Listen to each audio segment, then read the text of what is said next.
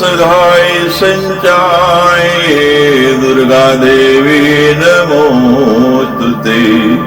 सर्वरोग भये देवी संसार रोग विमोचिनी सर्वगी सत्व संपूर्णे संदुर्गे नमोस्तुते। संगीत रस की माते संगीत सुस्वास्पदे संगीताराधिते देवी गीत दुर्गे नमोस्तुते।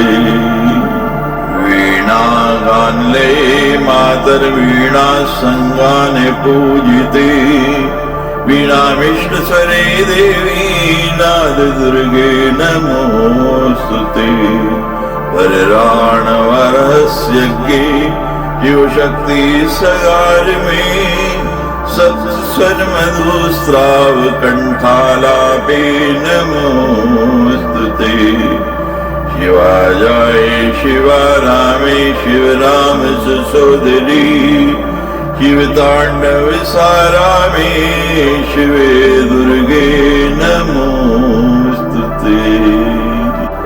सुज्ञान सुलभे दुर्गे अज्ञान बहु दूर गे सुज्ञान फल दे मातर ज्ञान दुर्गे नमोस्तुते। ज्ञान ज्योति स्फुरद्रूपे ज्ञान धान सुगोचरे ज्ञान मोक्षावहे देवी मोक्ष दुर्गे नमोस्तुते। सर्वमंगल संपन्ने सर्वमंगलदायिनी सर्वमंगल सद्रूपी दुर्गे ते शुभ मंगलम्। नवनवे कृति स्तोत्रम नवरात्रि सुपूजनम नवनन्ये सुगातव्यं नवदुर्गा पदार्पणम। त्यागराज गुरु स्वामी शिष्य पुष्प सुगीतिकम दुर्गा प्रीतम शिवा स्तोत्रम गानीयम शुभ सत्फलम्। श्री नारायण उवाच ब्रह्मा शिवं संयोजे संहारे दानवस्य चेत् जगाम स्वालयं पूर्णम् यथा स्थानं सुरोत्तमा।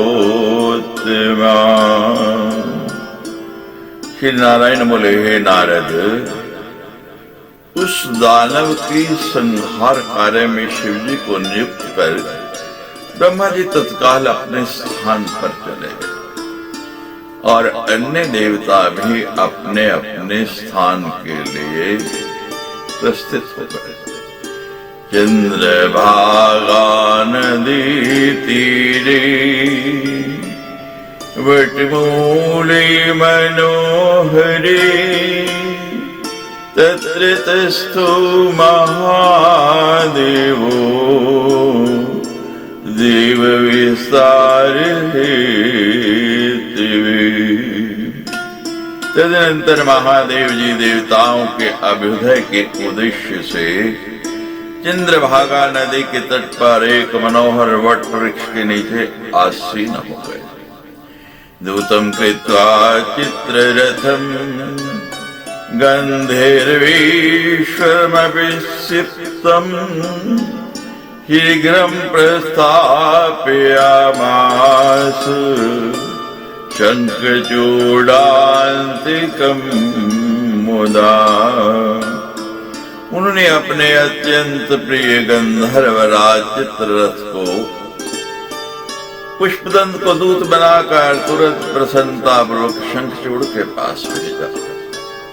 सर्वेश्वराज्ञया शीघ्रं यो तन्नगरं परम महेन्द्रनगर उत्कृष्टम कुबेर भवनाधिकम। सर्वेश्वर शिव की आज्ञा पाकर चित्ररथ तत्काल शंखचूड़ के उत्तम नगर में गया, जो इंद्रपुरी से भी उत्कृष्ट तथा कुबेर के भवन से भी अधिक सुंदर था। पंचयोजन विस्तीर्णम दधि तद्विगुणं भवेत् स्फटिकाकार मणिभिः निर्मितं यानवेष्टितं सप्तभिः परिखाभिश्चै दुर्गमाभिः समन्वितम् ज्वलद अग्निभिः शश्वत कल्पितं रत्नकोटिभिः युक्तं च वीथिशतकैर्मणिवेदी विचित्रिते पारितो वणिजां सोधर नानावस्तु विराजिते सिन्दूरिकारणमणिभिः निर्मितिश्च विचित्रिते भूषितं भूषितर्दिव्यैः आश्रमे शतकोटिभिः। वे नगर 5 योजन चौड़ा तथा उससे दुगना लंबा था। इस स्फटिक के आकार वाले मणियों से निर्मित था तथा उसके चारों ओर अनेक वाहन स्थित थे। वे नगर 7 दुर्गम खाइयों से युक्त था। प्रज्वलित अग्नि के सामान निरंतर चमकने वाले करोड़ों रत्नों से उसका निर्माण किया गया था। वे नगर सैकड़ों वीथियों तथा मणिमय विचित्र वेदियों से संपन्न था। वे व्यापारियों की बड़े बड़े महलों से आवृत था, जिनमें अनेक प्रकार की सामग्रियां विराजमान थी। उसी प्रकार वह नगर सिंदूर की समान लाल मणियों द्वारा निर्मित विचित्र सुंदर तथा दिव्य करोड़ों आश्रमों से सुशोभित था। ज्ञात्वा ददर्श तन्मध्ये शंखचूडालयं परम् अतीव वलयाकारं यथा पूर्णेन्दुमण्डलम् ज्वलद अग्निशिखाक्ताभिः परिगाभिश्च त्रिशिभिः तद्दुर्गं च शत्रूणाम् अन्येषां सुगमं सुखम्। अत्युच्चैर्गगनस्पर्श मणिशृङ्गविराजितम् राजितं 12 द्वारे द्वारपालसमन्वितम् मणीन्द्रसारे निर्माणे शोभितं लक्षमन्दिरे शोभितं रत्नसोपाने रत्नसंभविराजितम्। हे मुनि, नगर में पहुंचकर पुष्पदंत ने उसके मध्य में स्थित शंखचूड़ का श्रेष्ठ भवन देखा, जो पूर्ण चंद्रमंडल की भांति वलयाकार था। प्रज्वलित अग्नि की लपटों के समान प्रतीत होने वाली 4 परिखाओं से सुरक्षित था। शत्रुओं के लिए अत्यंत दुर्गम था, किंतु दूसरे लोगों के लिए सुगम एवं सुप्रद था। अत्यंत ऊंचाई वाले गगन स्पर्शी मणि निर्मित कंगूरों से सुशोभित, द्वारपालों से युक्त 12 द्वारों से सुसज्जित था और सर्वोत्कृष्ट मणियों से निर्मित लाखों मंदिरों, सोपानों तथा रत्नमय खम्भों से मंडित था। ददृष्ट्वा पुष्पदन्तोऽपि विरंवारं ददर्श से द्वारे नियुक्तं पुरुषं शूलहस्तं च सस्मितम् तिष्ठन्तं पिङ्गलाकाक्षं च ताम्रवर्णं भयङ्करं कथयामास वृत्तान्तं जगाम तदनुज्ञया अतिक्रम्य तद्वारं जगामभ्यन्तरं पुनः न कोऽपि रक्षति श्रुत्वा दूतरूपं ऋणस्यते। उसे देख करके पुष्पदंत ने एक दूसरा प्रधान द्वार देखा। उस द्वार पर सुरक्षा हेतु नियुक्त एक पुरुष हाथ में त्रिशूल धारण किए मुस्कुराता हुआ वहां स्थित था। पुष्पदंत ने पीली आंखों वाले तथा ताम्रवर्ण के शरीर वाले उस भयंकर पुरुष से सारी बातें बताई और फिर उसकी आज्ञा से वह आगे बढ़ा। उस द्वार को पार करके वह भीतर चला गया।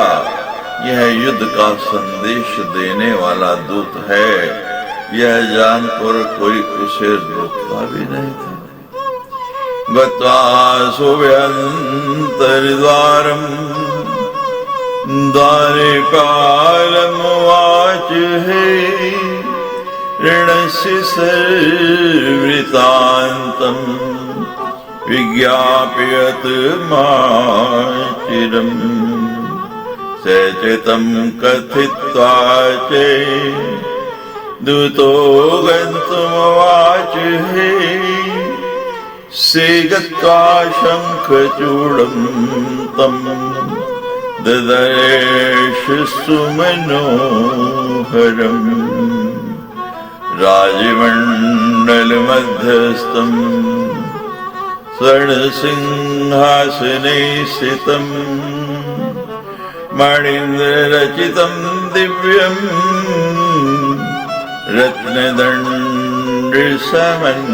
रत्नदण्डसमन्वितम् रत्नकृत्रिं पुष्पस्य प्रशस्ते शोभितं सदा मृत्तेन मस्तकन्यस्तं स्वर्णछत्रं मनोहरम् सेवितं पार्षदे गणे रुचिरेषितचामरे सुवेशं सुन्दरं रम्यं रत्नभूषणभूषितम् माल्यनिलेपनं सूक्ष्मं सुवस्त्रं ददतं मुने दानवेन्द्रपरिवृतं सुवेशश्च त्रिकोटिभिः शतकोटिभिरन्यैश्च ब्रह्मेरस्त्रपाणिभिः एवम्भूतं च तं दृष्ट्वा पुष्पदन्ते सविस्मये।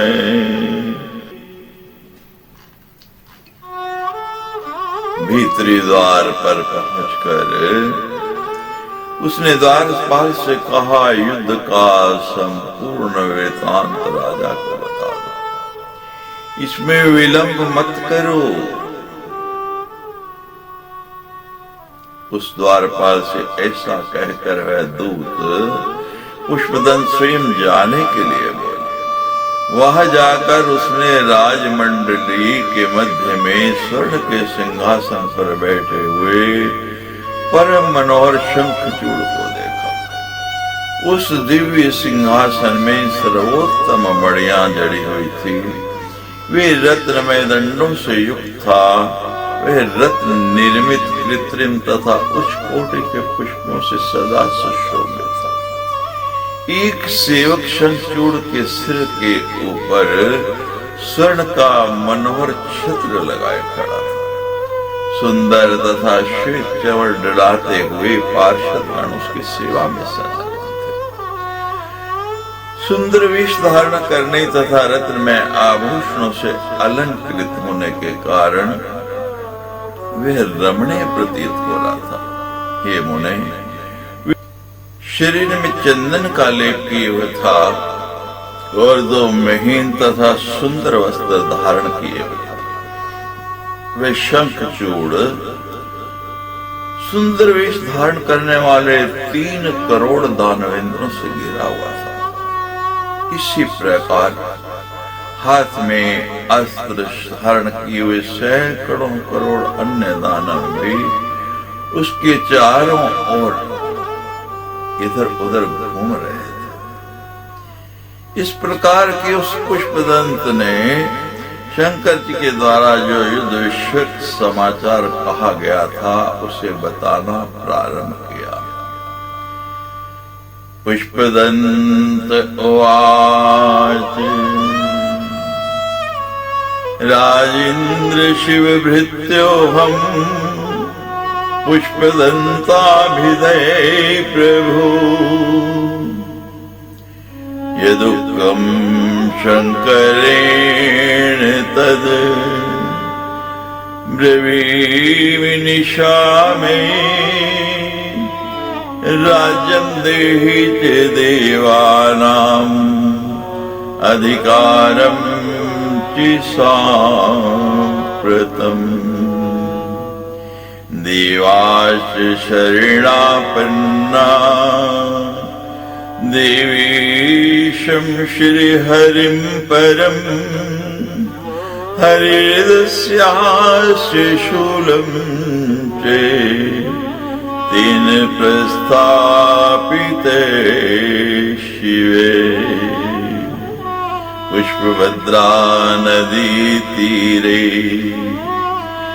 वटमूले त्रिलोचने विषयं देहि तेषां च युद्धं वा कुरु निश्चितम् गत्वा वक्ष्यामि किम् शम्भुमथ तददमामपि दूतस्य वचनं श्रुत्वा शंखचूड़े प्रहस्यते।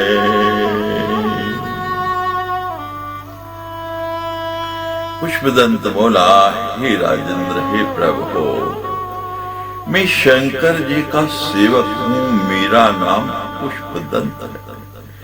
शंकर जी ने जो कुछ कहा है मैं वही कह रहा हूँ, आप सुनिए।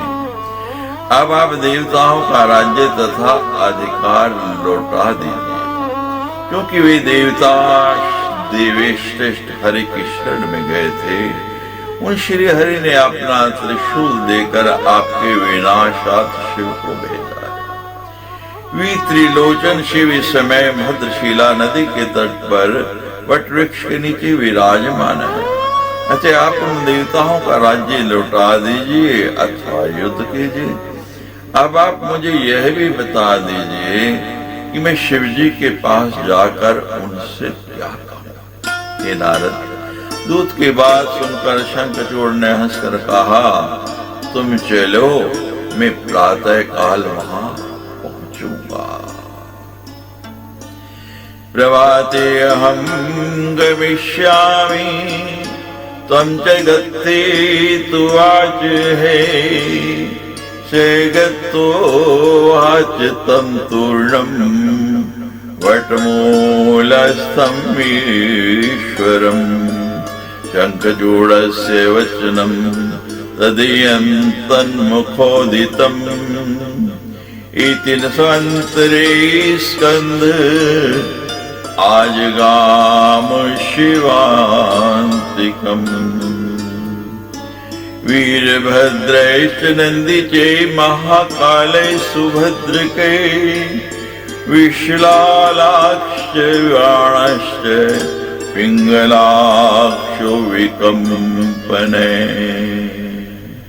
विरूपो वृक्तिश्चैव मणिभद्रैश्च बाष्कलै कपिलाख्यो दीर्घदंष्ट्रो विकटे ताम्रलोचने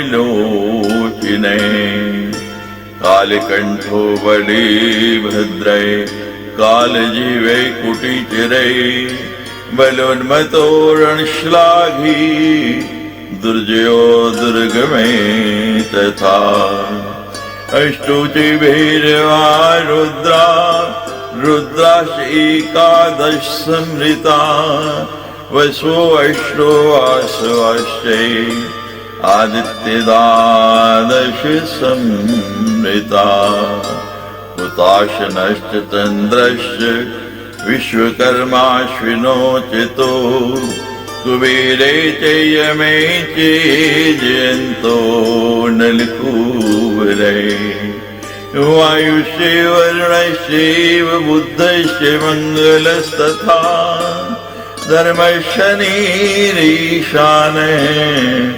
कामदेवे च वीर्यवान्। तदनंतर पुष्पदंत ने वट वृक्ष के नीचे विराजमान परमेश्वर शिव के पास पहुंचकर शंखचूड़ के मुख से कही गई बात वह जो त्यों उनसे कह दे। इतने में ही कार्तिकेय जी भगवान शंकर के पास आ गए।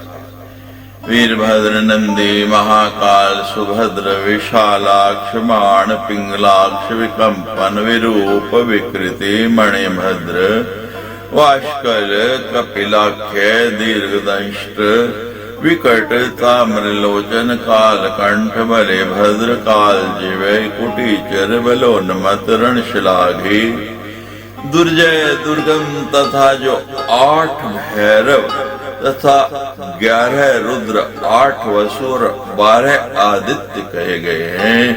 वे सब अग्नि चंद्रमा विश्वकर्मा दोनों अश्विनी कुमार कुबेर यमराज जयंत नलकुबर वायु वरुण बुध मंगल धर्म शनि ईशान तथा ओजस्वी कामदेव भी वहां पर आ गए।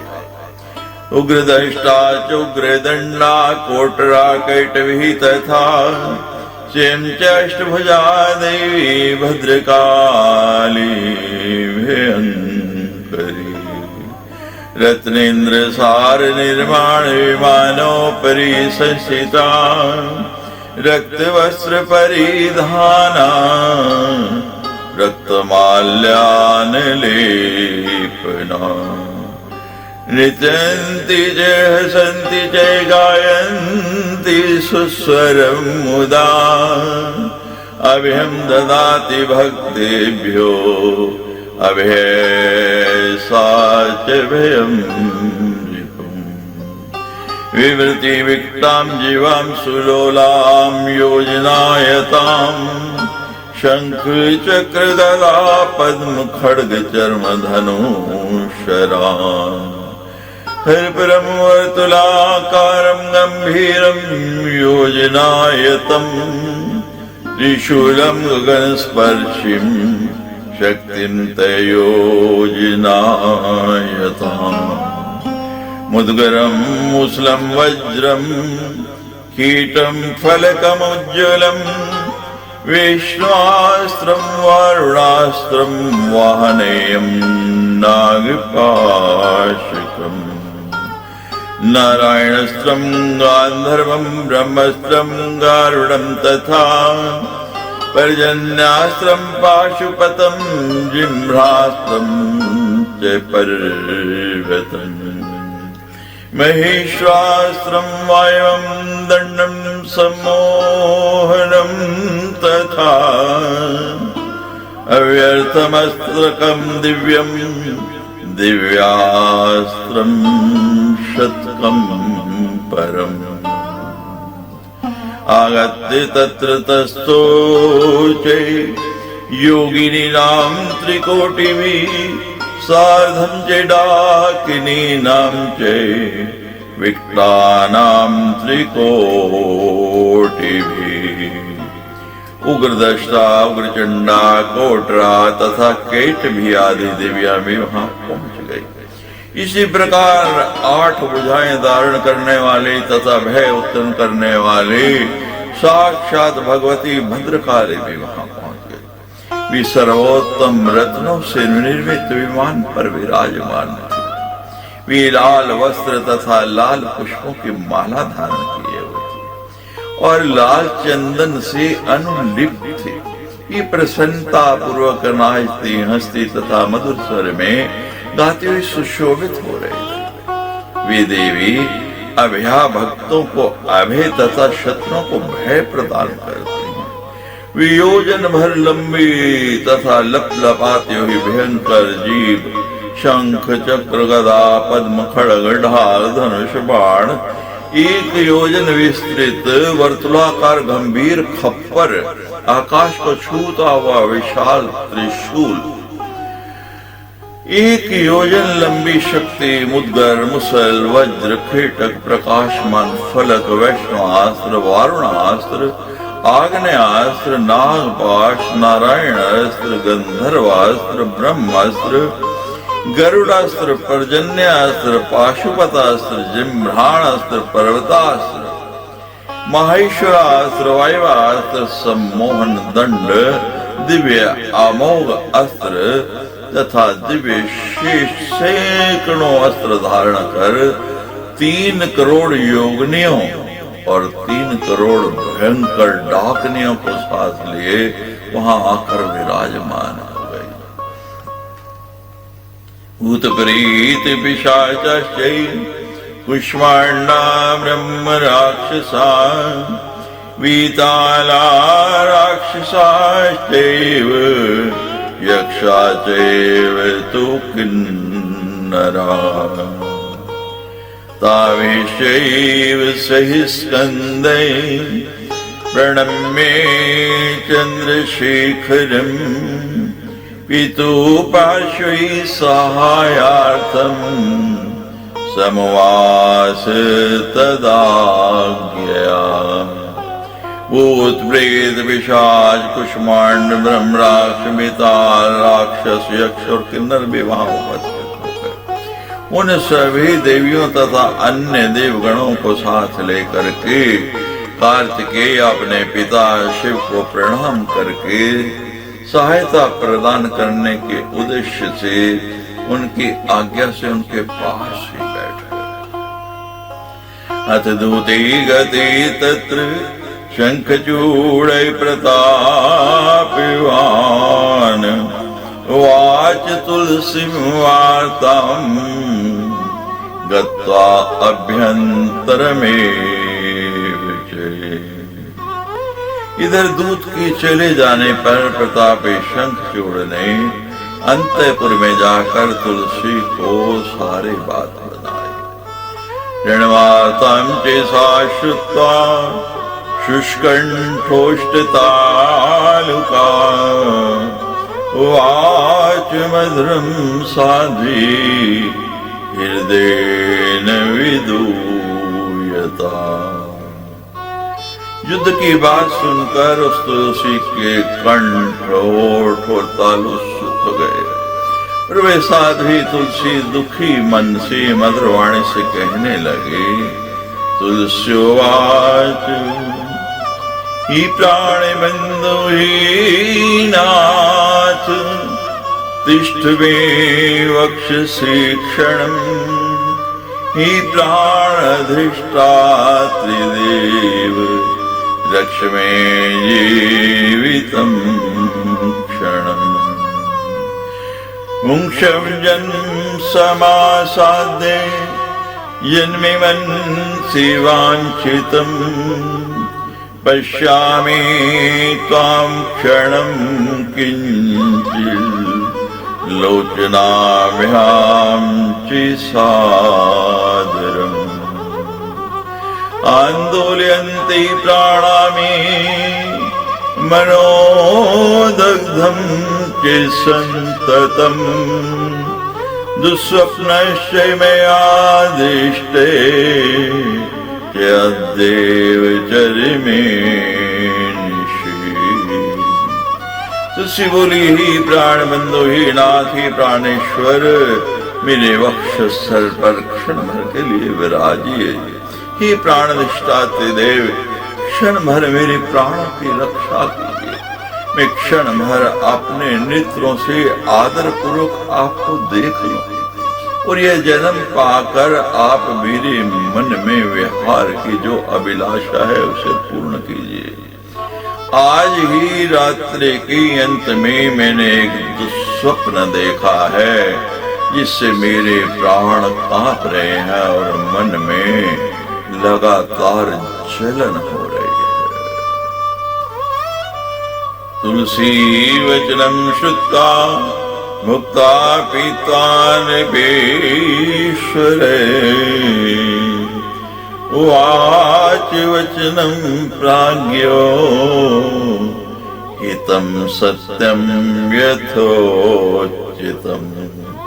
तो उसकी बात सुनकर परम ज्ञान संपन्न राजेंद्र शंखचूड़ भोजन पान आदि से निवृत्त होकर तुलसी से हित कर सत्य तथा यथोचित वचन कहने लगा। शंखचूड़वाच काल नियोजितं सर्वं कर्मोग निबन्धनम् शुभम हर्षे सुखम दुःखम भयं शोके च मंगलम्। शंखचूड़ बोला, कल्याण, हर्ष, सुख, दुख, भय, शोक और मंगल ये समस्त कर्म भोग के बंधन काल के साथ बंधे हुए हैं। काली भवन्ति वृक्षाश्च स्कन्धवन्तश्च कालते क्रमेण पुष्पवन्तश्च फलवन्तश्च कालते तेषां फलानि पक्वानि प्रभवन्त्येव कालते ते सर्वे फलिता काले पातं यान्ति च कालते। समय से ही वृक्ष उगती हैं, समय से ही उन पे शाखाएं निकलती हैं और फिर क्रमशः पुष्प तथा फल भी उनमें कालानुसार ही लगते हैं। तत्पश्चात उन वृक्षों के फल भी समय से ही पकते हैं। अंत में फल युक्त वे सभी वृक्ष समय अनुसार नष्ट भी हो जाते हैं। काले भवन्ति विश्वानि काले नश्यन्ति सुंदरी कालस्रष्टा च सृजति पातापाती च कालते संहर्ता संगृह्य काले क्रमेण संचरन्ति ते ब्रह्म विष्णु शिवादीनाम् ईश्वरे प्रकृति परा सृष्टा पाता च संहर्ता से के आत्मा काल नर्तके काले सेव प्रकृतिम स्वाभिन्नाम स्वेच्छया प्रभु निर्माय कृतवान् सर्वान् विश्वस्थांश्च चराचरन् सर्वेशै सर्वरूपश्च सर्वात्मा परमेश्वर। हे सुंदरी, समय से विश्व बनते हैं और समय पर नष्ट हो जाते हैं। काल की प्रेरणा से ही ब्रह्मा सृष्टि करते हैं, विष्णु पालन करते हैं और विश्व के संहारक शंभु संहार करते हैं। वे सब क्रमशः कालानुसार ही अपने अपने कार्य में नियुक्त होते हैं। ब्रह्मा विष्णु शिव आदि देवताओं की नीम का ये परा प्रकृति ही है। वही परमेश्वर सृष्टि तथा संहार करने वाला है और वही परमात्मा काल को नचाने वाला है। उन्हीं प्रभु ने समयानुसार इच्छा पूर्वक अपने से अभिन्न प्रकृति का निर्माण कर विश्व में रहने वाले समस्त स्थावर जंगम जीवों की रचना की।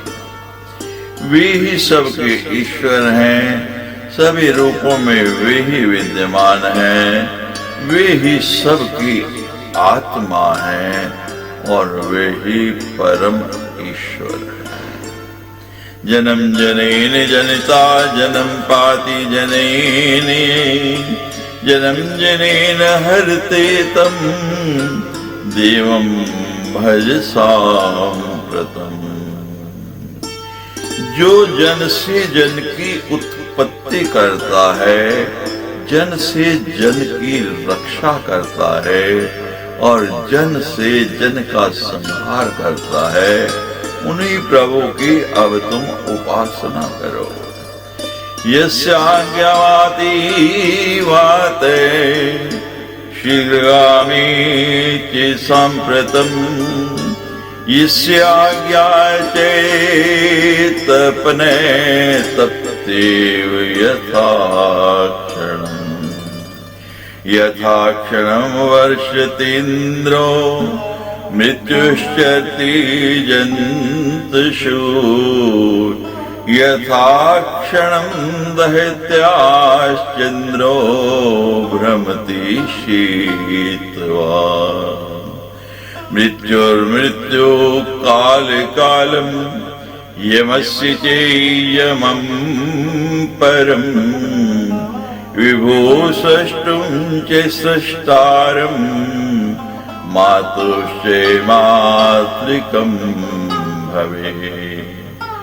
संहार्तं च सहर्तुस्तं देवं शरणं व्रज कुवबन्धुष्की श्यामवा सर्वबन्धुं भज प्रिये। जिनकी आज्ञा से शीघ्रगामी पवन देव प्रवाहित होते हैं, सूर्य यथा समय तपते हैं, इंद्र समय अनुसार वृष्टि करते हैं, मृत्यु सभी जीवों में विचरण करते हैं, अग्निदेव यथा समय दाह उत्पन्न करते हैं, शीतल चंद्रमा आकाश में परिभ्रमण करते हैं।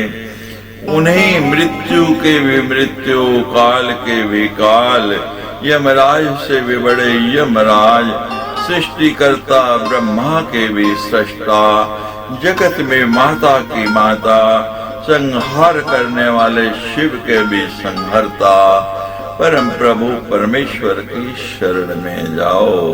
हे प्रिय, इस जगत में कौन किसका बंधु है?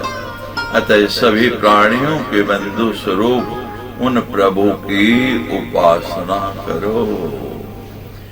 अहम को वाचितम कामा विधिना योजिते पुरा तया सार्धम कर्मणा चे पुनः वियोजिते। अज्ञानिकातिरेषु की विपत्तो ने च पंडिते सुखे दुखे भ्रमतेव काले निमिक्रमण चे। मैं कौन हूँ और तुम कौन हो? ब्रह्मा ने पहले मुझे तुम्हारे साथ संयुक्त कर दिया और फिर उन्हीं के द्वारा कर्मानुसार वियुक्त भी कर दिया जाऊंगा। शोक तथा विपत्ति में अज्ञानी मनुष्य भयभीत होता है, न कि विद्वान।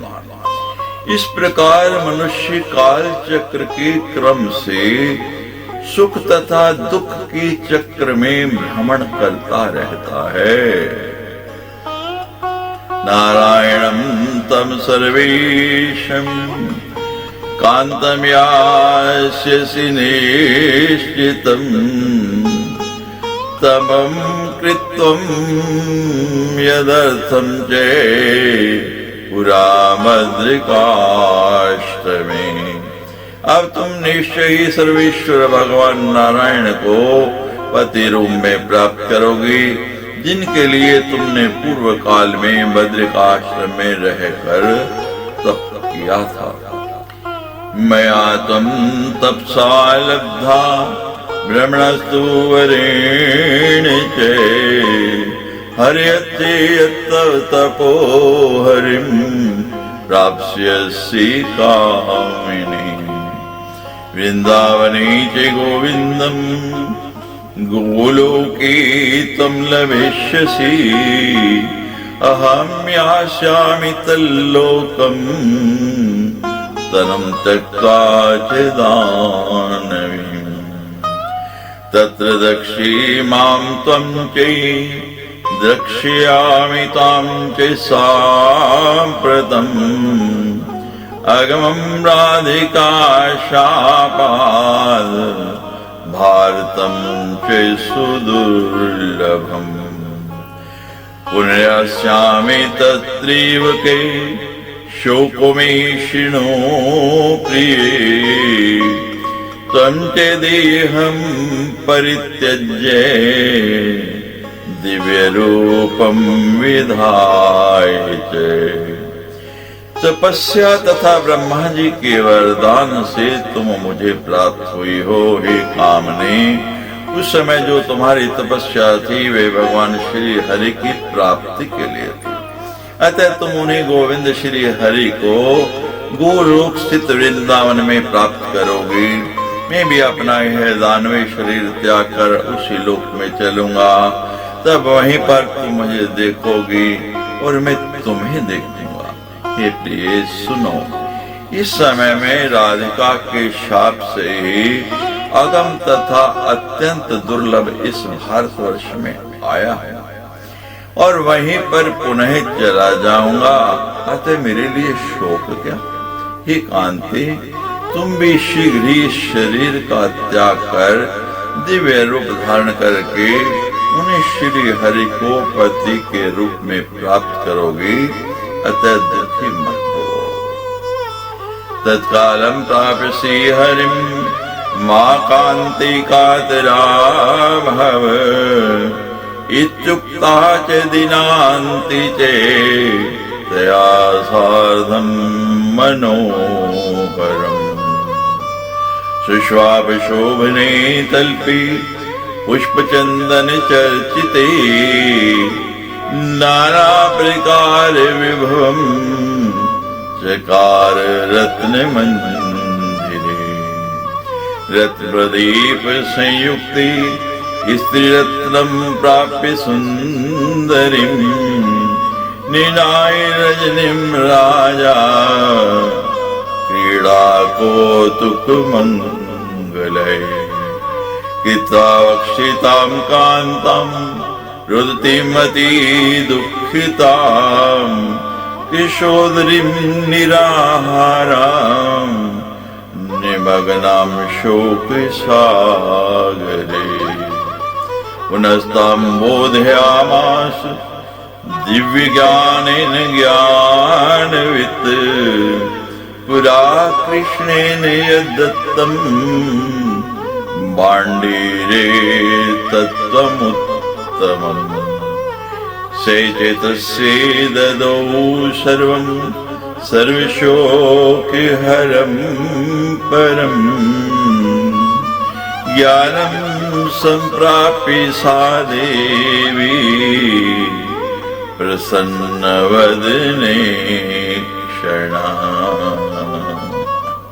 यह कहकर वे शंखचूड़ सायंकाल होने पर उस तुलसी के साथ पुष्प तथा चंदन से चर्चित सुंदर शैया पर सो गया और अनेक विध विलास करने लगा। रत्न के दीपकों से सुशोभित अपने रत्नमय भवन में स्त्री रत्न स्वरूपिणी सुंदरी को पाकर राजा शंखचूड़ ने मांगलिक आमोदों प्रमोदों के द्वारा रात्रि व्यतीत की। तत्पश्चात अत्यंत दुखित होकर रोती हुई निराहार रहने के कारण कृष्ण शरीर वाले तथा शोक सागर में निमग्न अपने उस प्रिया तुलसी को अपने वक्ष से लगाकर वह ज्ञान संपन्न शंखचूड़ दिव्य ज्ञान के द्वारा उसे पुनः समझाने लगा। प्राचीन काल में भांडीर वन में स्वयं भगवान श्री कृष्ण ने जिस उत्तम सभी शोकों को दूर करने वाले परम ज्ञान का उपदेश उसके लिए किया था, उसी संपूर्ण ज्ञान को शंखचूड़ ने उस तुलसी को प्रदान किया। ज्ञान पाकर देवी तुलसी का मुख तथा नेत्र प्रसन्नता से खिल उठा, सब कुछ नश्वर है ऐसा भयंकर वह हर्षपूर्वक विहार करने लगे। ईडां चकार हर्षेण सर्वं मत्वेति नश्वरम् तो दंपती च क्रीडन्तो निमग्नो सुख सागरे पुलकांचित सर्वांगो मूर्छितो निर्जने मुने अंग प्रत्यंग संयुक्तो सुप्रीतो सुरतुत्सुको एकांगो चेतथा तो दोचार्धनारीश्वरो यथा प्राणेश्वरं च तुलसी मेने प्राणाधिकं परम् प्राणाधिकं चितां मेने राजा प्राणेश्वरीं सतीं तो स्थितो सुख सुप्तो चे तन्द्रितो सुंदरो समो सर्वेषां सुख संभोग चेष्टो सुमनोहरो क्षणं सुचेतनो तो चे कथयन्तो रसाश्रया कथं मनोरमां दिव्यां हसन्तो च क्षणं पुनः क्षणं च केलि संयुक्तो रसभाव समन्वितो सुरते वीर्तिर्नास्ति तो तद्विषये पंडितो सत्यं जयुक्तो दो क्षणं नैव पराजितो। हे मुने, विहार करते हुए वो दोनों पति पत्नी सुख के सागर में निमग्न हो गए। रति क्रीड़ा के लिए उत्सुक वे दोनों निर्जन स्थान में परस्पर अंग प्रत्यंग के स्पर्श से मूर्छित जैसे हो गए। उस समय अत्यंत प्रसन्नचित उन दोनों के सभी अंग पुलकित थे। वे दोनों एक अंग के रूप में होकर अर्धनारीश्वर के समान प्रतीत हो रहे थे। तुलसी अपने पति को प्राणों से भी अधिक प्रिय समझती थी और राजा शंखचूड़ भी अपने उस साध्वी प्राणेश्वरी को अपने प्राणों से भी अधिक प्रिय समझता था। समान सौंदर्य वाले वे दोनों ही तंद्रायुक्त दंपत्ति सुखपूर्वक सोए हुए थे। सुंदर वेश धारण किए हुए वे मनोहर दंपत्ति संभोग जनित सुख के कारण अचेत पड़े थे। जब कभी वे चेतना में आते तब परस्पर रसमय बातें करने लगते तथा मनोरम और दिव्य कथा कहने लगते, फिर हंसने लगते। उसके बाद क्षण भर में श्रृंगार भाव से युक्त होकर क्रीड़ा करने लगते थे। इस प्रकार काम कला के जानने वाले वे दोनों क्रीड़ा विलास से कभी विरत नहीं होते थे। दोनों ही निरंतर विजयी बने रहकर कभी क्षण भर को भी अपने को पराजित नहीं मानते थे। श्रीमद्देवी भागवते महापुराणे अष्टादश सहस्रयां संहितायां नवम स्कंधे नारायण नारद संवादे शंखचूड़ेन सह देवानां संग्रामोद्यो वर्णम नाम विंशो अध्याय। सच्ची दरबार की